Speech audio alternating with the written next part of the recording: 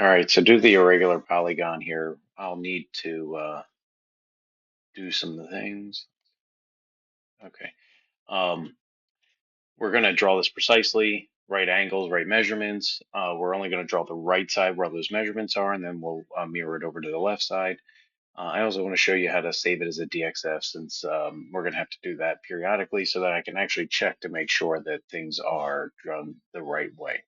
The first thing I'm going to draw is this purple line. I'm just going to draw in white, of course. And I just want to make it long enough. So I go to line, and I'm just going to draw a line that goes straight up.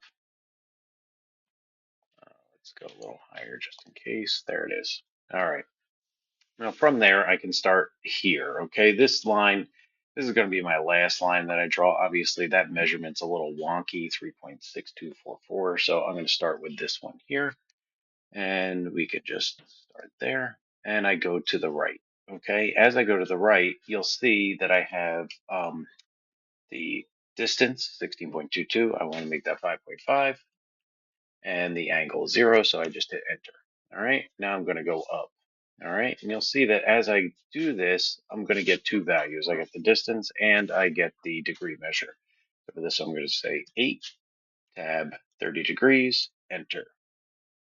Start to go back. It's important that you move your mouse in generally the right direction every time. So now I'm going to do 7, tab 135, and then I'm going to go this way. We'll do 8, tab 15, and then I'm going to go straight up and go 3 at 90.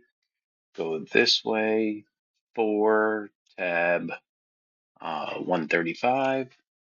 I'm going to go this way, 8.5. I'm going to go down at this angle, 5, tab 105. And then for this last one, I'm just going to just draw it at the right angle. I'm going to make it plenty long enough there. I'm going to tab over, make it 135, enter. All right. So now I'm done drawing it.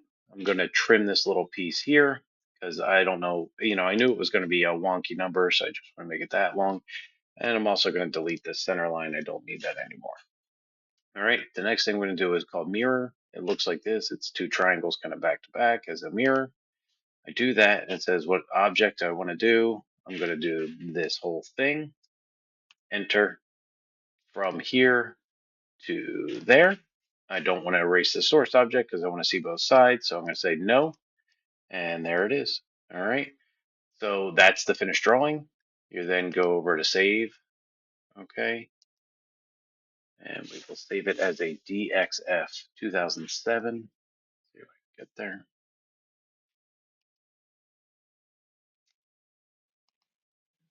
Being a little slow here for me. Perfect. Try again. Save. Cancel. Save as.